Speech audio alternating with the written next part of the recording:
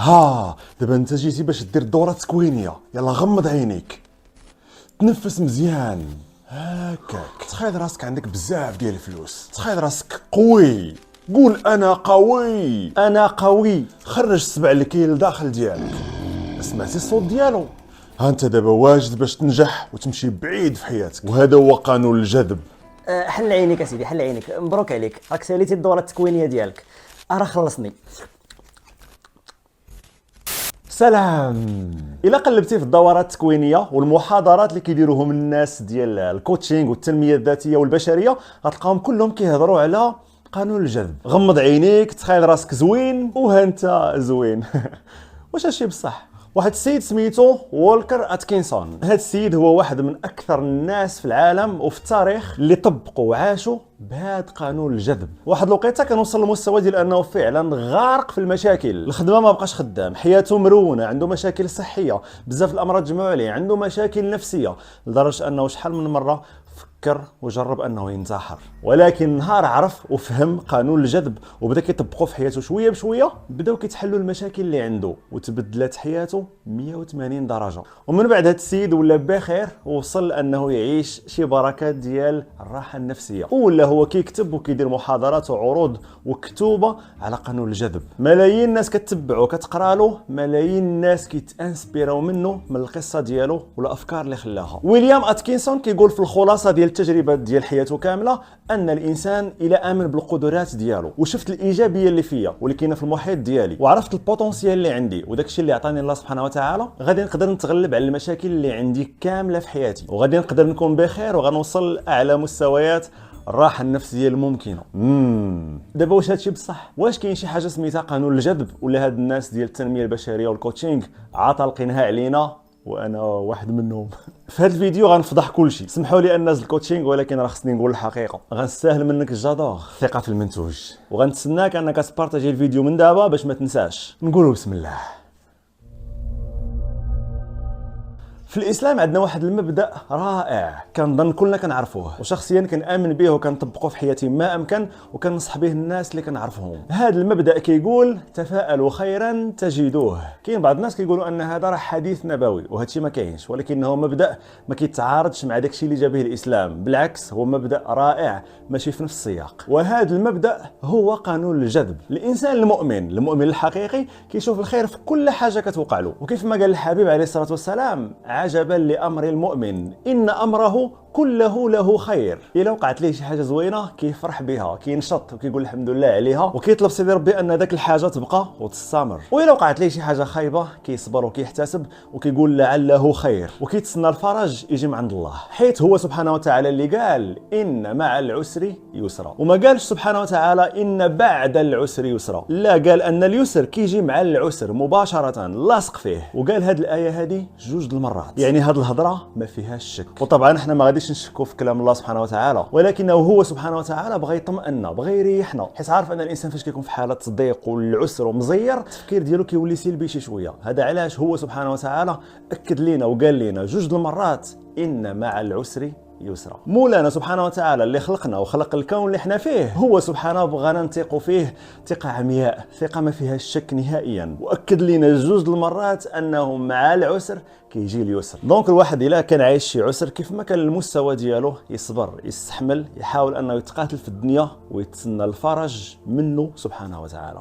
مبدا التفاؤل بالخير، تفاءلوا خيرا تجدوه، وقانون الجذب هما شي حوايج اللي زوينه، وهما داك الايجابيه اللي كنقيل نصدع لكم راسكم بها. غير هو هادشي ما كيعنيش ان الانسان يبقى واقف في بلاصتو او ناعس في دارهم ما كيدير والو ويتسنى ان الله يصيفط ليه الخير، او يجي شي واحد يدق عليه يقول له هاك تفضل. ومنين تسولوا مالك على حالتك، علاش داير بحال هكا، علاش واقف ما كدير والو، غادي يقول لك وانا راني كنتنفس مزيان وكنتسنى قانون الجذب هو يدير لي الحل، وسيدي ربي ما غاديش ينساني وغادي يعطيني الخير. سيدي ربي كيعطي غير الخير وما كينسى حتى شي واحد، ولكن راه طلب منا نديروا الاسباب. انا باغي نوصل لشي حاجه، باغي شي حاجه زوينه، خاص نتحرك ليها، نمشي لعندها، نقلب فيها، نطيح ونوض باش نوصل ليها. حيت واحد المساله مهمه بزاف ما خاصش نساوها، وهي ان الله سبحانه وتعالى يعبد عن علم ويعبد بالحركه. وهذا الكون كله اللي احنا عايشين فيه تخلق بزاف ديال القوانين، ومن بينها واحد القانون مهم بزاف هو قانون السببيه. تحرك واعطي شويه ديال الانرجي ديالك في الكون، وتسنى ان ديك الانرجي هي غتسارى وغتحرك بزاف ديال الحوايج وغترد لك داك الشيء اللي انت بغيتي توصل ليه او داك الحاجه اللي انت باغيها. ومع داك الحركه اللي كدير كاينه الثقه في الله سبحانه وتعالى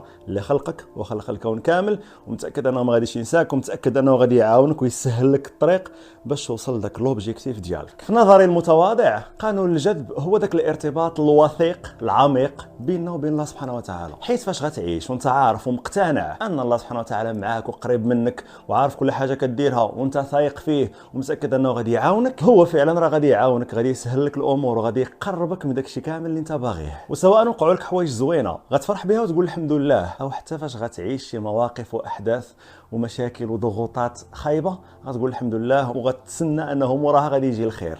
كيفاش انا عايش مكرفص وغير المشاكل والهم في الدنيا وكتقول لي هادشي فيه الخير؟ هاد الهضره هي باش كتضحكوا علينا نتوما يا الناس الكوتشينغ كتفلاو على عباد الله. يا ودي الله يسمح لك، شفتي راه داك المواقف الخايبه وداك المشاكل والضغوطات اللي كتعيشها هما اللي كيعطيو القوه للشخصيه ديالك، هما اللي كيخليو الشخصيه تحك وتتعلم بزاف ديال الحوايج، هما اللي غادي يوصلوك لمستوى عالي ديال النضج، وهما اللي غادي يخليوك تعرف الحقيقه ديال بنادم، الحقيقه ديال الناس اللي انت عايش في لونطوغاج ديالهم وعايش معاهم، وغتعرف شكون اللي كيتعامل معاك بنيه طيبه بنيه مزيانه، شكون اللي كيوقف معاك في وقت الضيق والشده، شكون اللي مآمن بك وعارف انك شي نهار غادي توصل، والناس اللي كيضحكوا عليك ويستهزئوا بك وكيتعاملوا معاك زوين غير حيت كيبروفيتيو فيك. اللحظات الصعيبه وديال الشده، اللحظات ديال المشاكل والمواقف الصعيبه كتوريك الحقيقه والمعدن الحقيقي ديال الناس. وثق بيا، وهذه مساله كنأكدها لك انا شخصيا لانني عشت بها وتعلمت منها بزاف ديال الحوايج، وهي انه اللحظات الصعيبه، المشاكل اللي كنعيشوها، الضغوطات اللي كنكونوا فيها كنتعلموا منها داكشي اللي ما عمرنا نتعلموه وحنا مرتاحين او مخبيين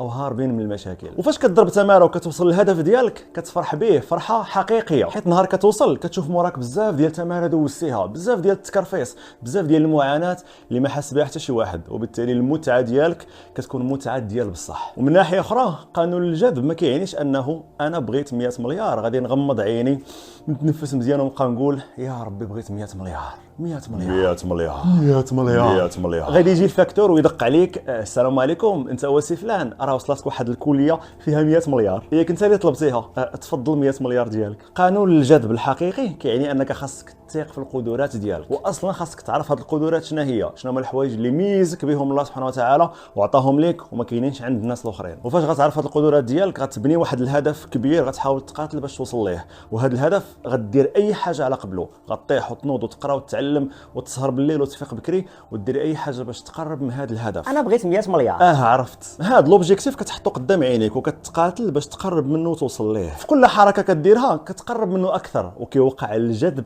بيناتكم. قانون الجذب كيعني ان المسافه بينك وبين الهدف ديالك كتولي قصيره وكتقرب منه اكثر حتى كيجي النهار واللحظه اللي كتوصل ليه. على سلامتك. من ناحيه اخرى كاين قانون الجذب الخايب. خرجتي مع الصباح تمشي لقرايتك او الخدمه ديالك ولقيتي قدامك قطه كحله. يا على صباح كي داير، باين هذا النهار غيدوز كحل.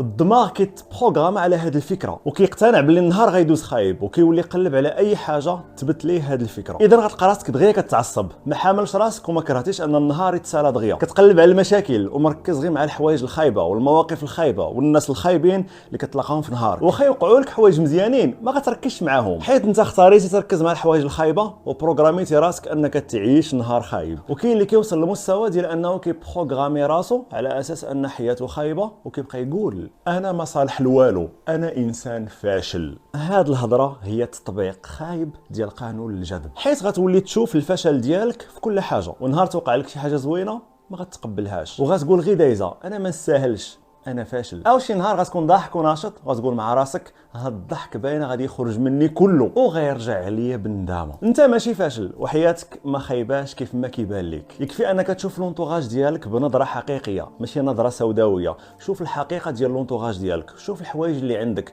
شوف النعم اللي عطاك الله سبحانه وتعالى عندك بوحدك وما كاينينش عند بزاف د الناس. قلب في الداخل في الاسرار ديالك، اكتشف شنو عطاك سيدي ربي، شنو هما الحوايج اللي ميزك بهم، وغتعرف انك راك بصح ماشي فاشل. قرب منه سبحانه وتعالى، خليه هو يعمرك بلينيرجي بوزيتيف، وهو سبحانه غادي يعاونك باش تقاد النظره ديالك للحياه وغتولي تشوف الايجابيه في كل حاجه كتوقع لك، وغتكون كيف ما قال الحبيب عليه الصلاه والسلام عجبا لامر المؤمن ان امره كله له خير. الا وقعت لك شي حاجه خايبه غتقول الحمد لله عليها، والا وقعت لك شي حاجه زوينه غتفرح بها وغتقول الحمد لله. شفتي راه هذا الحمد لله اللي كنقولوا في كل موقف كنعيشوه اقسم بالله ما سهله، وعندها التاثير ديال السحر علينا على دماغنا وعلى على الطريقه كيفاش كنشوفوا الحياه. وبالنسبه لي كنشوف الحمد لله قمه قمم قانون الجذب. انا هكا كيبان لي قانون الجذب، هكا كنامن به وهكا كنعيش به وكنوصي الناس انهم يشوفوه. وبغيتكم حتى نتوما تعيشوا بهذه النظره هذه او تطوروا النظره الخاصه ديالكم لقانون الجذب، وعندكم تطبقوا الفيرسيون الخايبه ديالو. ما تبروغراميوش دماغكم على النظره السلبيه، على الحوايج الخايبه،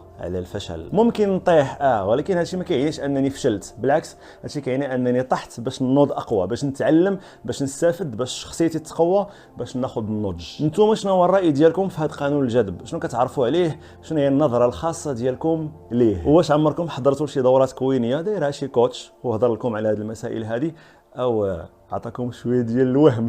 نتلاقاو في التعليقات، كاين بزاف ما يتقال، بغيت نسمع الافكار ديالكم والاراء ديالكم على هذا قانون الجذب وعلى هذا الشيء اللي مرتبط بالكوتشينغ والتنميه البشريه. اشنو كيبان لكم؟ وإلا عندك شي سؤال خليه لي في التعليقات، غادي نقرا الاسئله ديالكم ونتفاعل معها ان شاء الله. الفيديو هو بين يديك، خليه يوصل لاكبر عدد ديال الناس، ودير في بالك ان اي تفاعل منك كيف ما كان غادي يعاوني باش نكمل وباش نعطي اكثر، وغيخلي هذا المحتوى يوصل للناس واحد اخرين وحتى هما نعطيوهم لمسات زوينه ايجابيه في حياتهم. وكنتمنى ان هاد لاباج فيسبوك او لاشين يوتيوب او الكونت انستغرام او الكونت في تيك توك وغيرهم كثير فيما مشيتوا غتلقاوني، فكنتمنى ان هاد السيد هذا بلي بلاتفورم اللي انا كاين فيهم يجذبوا لكم الخير ويعاونوكم باش تعيشوا حياة أحسن وتقربوا ما أمكن من الطمأنينة والسكينة وراحة البال. الهلا يحرمنا يا رب والهلا يحاشمنا يا رب. شكرا، تحياتي، نهاركم مبروك. قانون الجذب هو الخير اللي كنشوفوه في كل حاجه كتوقع لينا في حياتنا. الا وقعت لي حاجه زوينه كنفرح بها ونقول الحمد لله، والا وقعت لي شي حاجه خايبه حتى هي كنقول عليها الحمد لله وكنتسنى الخير اللي غيجي من بعد منها، حيت دائما كاين الخير. عسى ان تكرهوا شيئا وهو خير لكم، تفاءلوا خيرا تجدوه.